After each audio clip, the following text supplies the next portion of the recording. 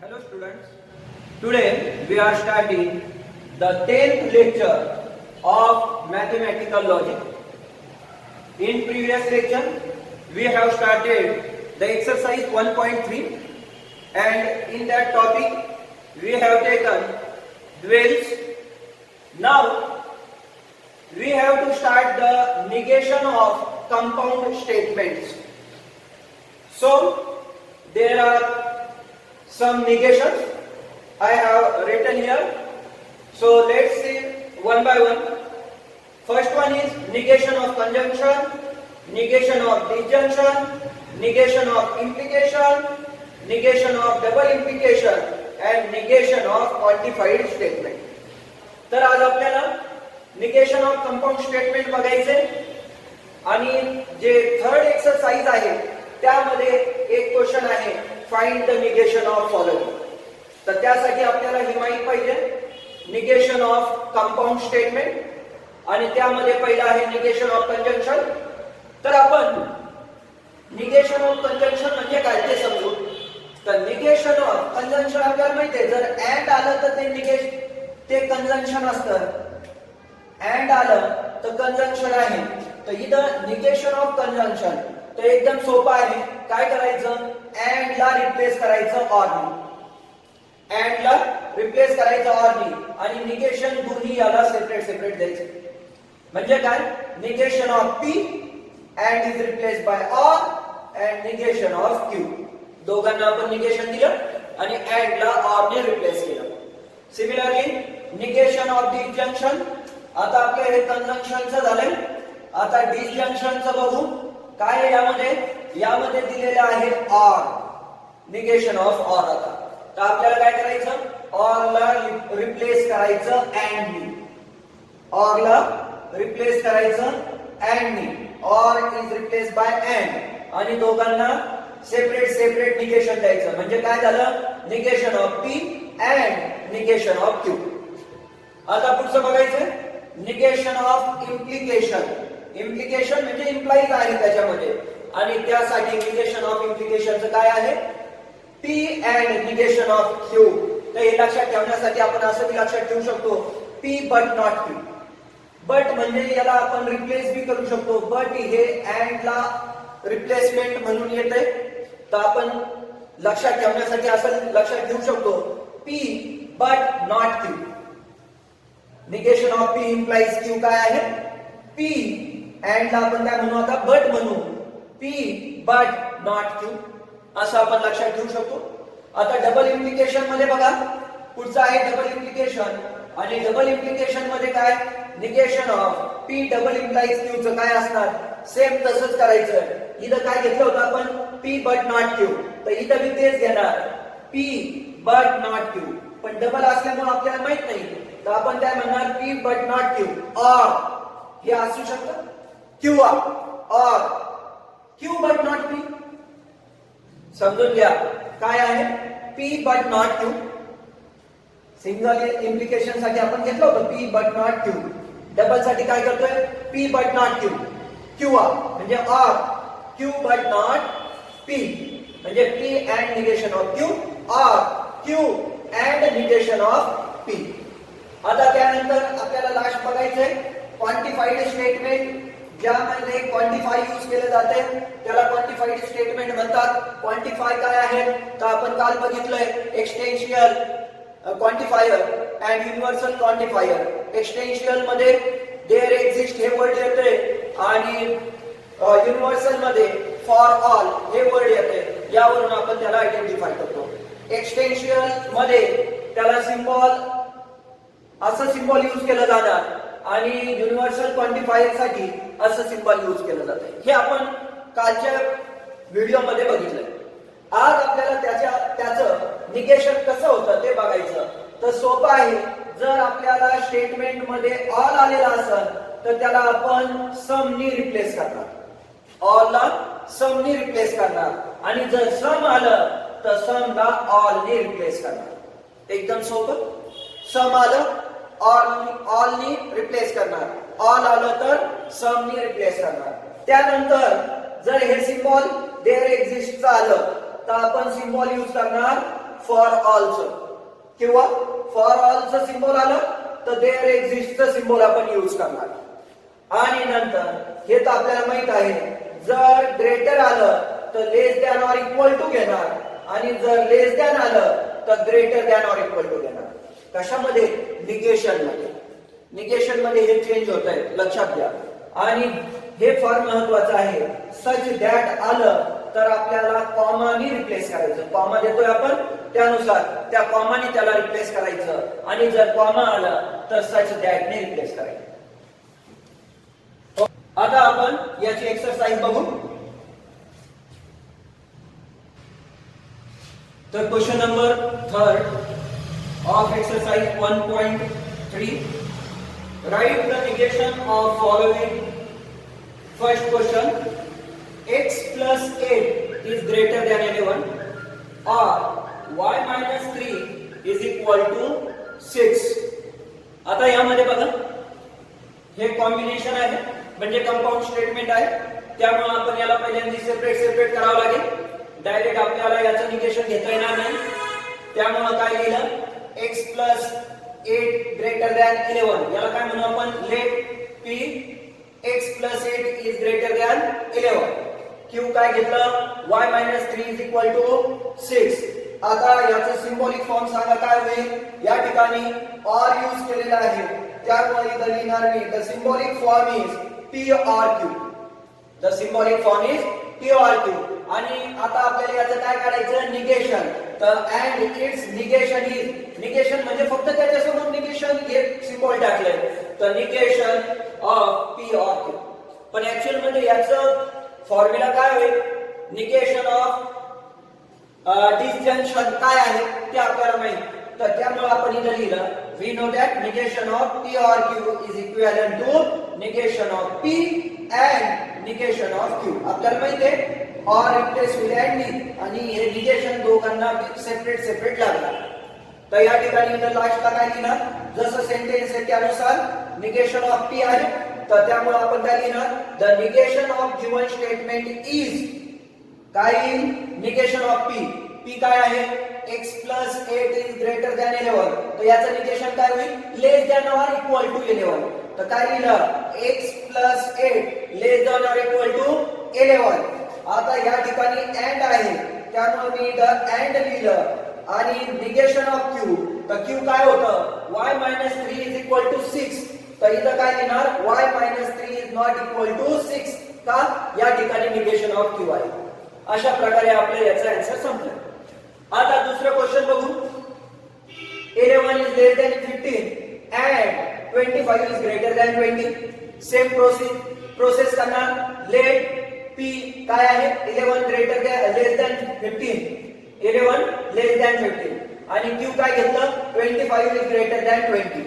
मग काय लिहिणार, the symbolic form. Symbolic form काय येईल, या ठिकाणी and यूज केलेलं आहे, त्यामुळे आपण इथं and यूज केलं. याचं निगेशन काय होईल, negation of p and q. काय लिहिणार, and its negation is negation of p and q. आता negation of p and q चं काय आहे, negation of p or negation of q. तर इथं लिहिलं आपण negation of p and q म्हणजेच काय, हे इक्विव्हॅलेंट आहे, negation of p or q. आणि अशा प्रकारे मग आपल्या सिंबॉलिक फॉर्म मध्ये आपल्याला लिहावं लागेल त्याला, the negation of given statement is. आता हे सिंबॉलिक फॉर्म झाले. आता काय लिहिणार, the negation of given statement is negation of p. Negation of p म्हणजे p काय आहे, 11 लेस दॅन 15. तर याचं निगेशन काय होईल, 11 greater than or equal to 15. तर काय लिहिलं आपण, 11 greater than or equal to 15. या ठिकाणी ऑर आहे, तर ऑर लिहिलं. आणि या ठिकाणी फक्त या ठिकाणी आपलं याचं निगेशन काय येतं, निगेशन ऑफ q येईल. काय, negation of p and q चं काय आहे, negation of p or negation of q. तर निगेशन ऑफ q काय येईल, तर हे 25 ग्रेटर दॅन 20 आहे, तर आपण काय लिहिणार, 25 is less than or equal to 20. आणि हे झालं आपलं निगेशन. आता third, quadrilateral is a square if and only if it is a rhombus. दोन स्टेटमेंट लिहिणार. काय, late p quadrilateral is a square. नंतर q काय लिहिणार, it is a rhombus. आता यामध्ये काय लिहिणार, द सिंबॉलिक फॉर्म काय येईल, इफ अँड ओनली इफ आले त्यामुळं डबल इम्प्लिकेशन येणार. तर आपण काय लिहिणार, the symbolic form is P double implies Q and it's negation म्हणजे फक्त निगेशन पुढे टाकलं, negation of P double implies Q. तर यामध्ये आपल्याला निगेशन माहित आहे. कशाचं निगेशन, बाय कंडिशनल किंवा डबल इम्प्लिकेशनचं निगेशन काय आहे आपल्याला माहित आहे. काय आहे, पी बट नॉट क्यू और Q but not P, P but not Q और क्यू बट नॉट पी म्हणजे काय, P and negation of Q और Q and negation of P. तर अँडच्या ऐवजी आपण बट यूज करतोय. तर त्यामुळे मी काय म्हटलंय, पी बट नॉट क्यू और क्यू बट नॉट पी. लक्षात ठेवायला सोपं. आणि मग नंतर काय लिहिणार, the negation of given statement is, काय येईल आता, P and negation of Q. तर पी आहे म्हणजे त्याला निगेशन नाही, तर ते जसं आहे तसंच लिहिणार. काय P, quadrilateral is a square. आता अँड आहे, अँडच्या ऐवजी मी काय लिहितो, बट लिहितो. तुम्ही जर अँड लिहिलं तरी चालेल, चुकणार नाही. पण आपण काय लिहितोय, बट घेतो. तर काय लिहिणार इथं, the quadrilateral is a square but, and याच्या ऐवजी अँड लिहू शकतात, but it is not a rhombus. का, इथं निगेशन आलेलं आहे त्यामुळे काय लिहिलं, but it is not a rhombus. हे झालं पहिलं पार्ट. संपलं नाही, अजून आहे ऑर. तर इथं लिहिलं ऑर. काय लिहिणार, क्यू, पहिलं क्यू लिहा. क्यू काय आहे, इट इज अ रोम्बस म्हणजेच काय, quadrilateral is a rhombus. But, का बट लिहिलं, इथं अँड आलेलं आहे.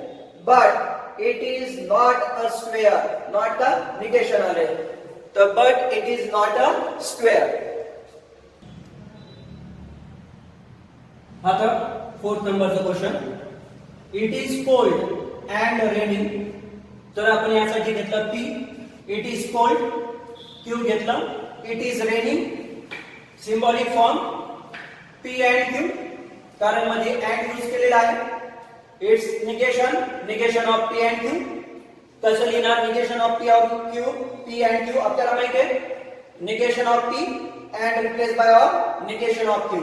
आणि statement, the negation of given statement is, it is not cold, it is not cold or it is not raining, it is not cold or it is not raining. आता यामध्ये 5व्या नंबरचा question बघितलाय, बघणार आपण. if it is raining then we will go and play football. लक्षात घ्या, यामध्ये तीन स्टेटमेंट आलेले आहेत. पहिला कोणता स्टेटमेंट, इट इज रेनिंग. नंतर दुसरा, वी विल गो.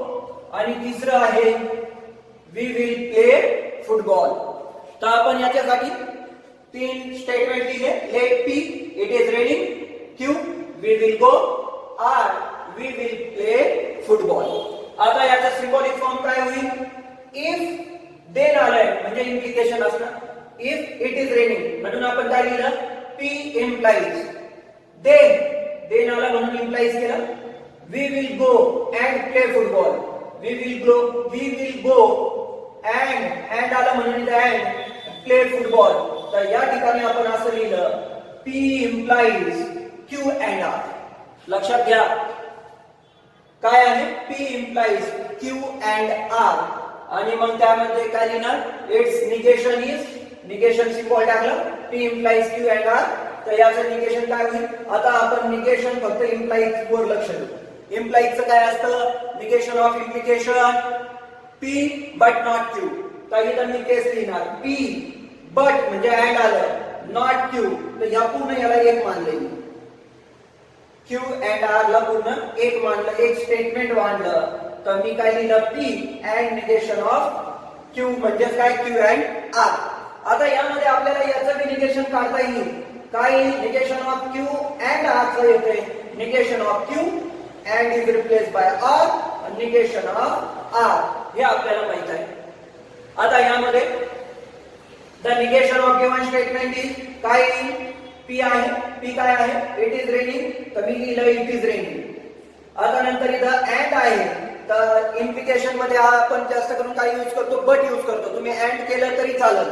तर मी लिहिलं बट. आता निगेशन ऑफ क्यू आहे, तर काय लिहिणार, we will not go. Q काय आहे वी विल गो, तर निगेशन असल्यामुळे वी विल नॉट गो. इथं आहे आर, तर इथं लिहिलं आर. इथं काय आहे आर, आर काय आहे वी विल प्ले फुटबॉल, पण निगेशन आहे त्यामुळे लिहिणार we will not play football. We will not play football. समजून घ्या काय आहे. इट इज रेनिंग बट तुम्ही इथं लिहू शकता we will not go or we will not play football. हे महत्वाचं आहे. तीन स्टेटमेंट यामध्ये आले होते. आता याच्या पुढचे सगळे सोपे आहेत बघा. √2 इज अ रॅशनल नंबर. काय लिहिणार तुम्ही it's negation √2 is not a rational number, म्हणजे इथं फक्त नॉट लावलंय आपल्याला निगेशन भेटून गेलं. आता 7 नंबरचा क्वेश्चन बघू. All natural numbers are whole number. तर आपण ऑल ला रिप्लेस करणार कशाने, आपण पहिले शिकलो होतो ऑल ला रिप्लेस करणार सम नी. तर इथं लिहिणार some natural numbers. Some natural numbers are. इथं होल नंबर म्हटलं होतं, आपण काय करणार नॉट अ होल नंबर.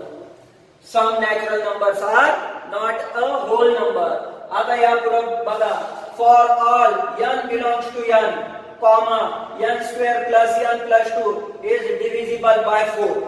आपण काही रूल बघितले होते त्यामध्ये फॉर ऑल ला याच्या सिम्बॉलला देअर एक्झिस्ट नी रिप्लेस करणार, त्यामुळे मी या ठिकाणी लिहितो देअर एक्झिस्ट चा symbol. n belongs to n हे जसं आहे तसं लिहिलं. कॉमा आहे, कॉमाला रिप्लेस करणार सच दॅट नी. लक्षात घ्या महत्वाचं आहे. कॉमाला रिप्लेस केलं सच दॅट नी n² plus n plus 2 n² plus n plus 2 is, इकडे म्हटलं होतं डिव्हिजिबल बाय 4, आपण इथं म्हणणार नॉट डिव्हिजिबल बाय 4. नॉट. आणि लास्ट आता यामध्ये there exist x belongs to n such that x minus 17 is less than 20. काय करणार देअर एक्झिस्ट आहे त्याला रिप्लेस करणार ऑर नी, फॉर ऑल नी. सिम्बॉल चेंज झालं. त्यानंतर x belongs to n तर जसं आहे तसं लिहिलं आणि यामध्ये दिलं होतं सच दॅट. लक्षात घ्या सच दॅट ला रिप्लेस केलं आपण कॉमन. कशाने रिप्लेस केलं कॉमनी. आणि x मायनस 17 आता इथं लेस दॅन होतं, आपण काय केलं greater than or equal to 20. आणि अशा प्रकारे आपले क्वेश्चन नंबर 3 संपलाय. आता क्वेश्चन नंबर 4 आहे ते नेक्स्ट व्हिडिओ मध्ये घेऊ.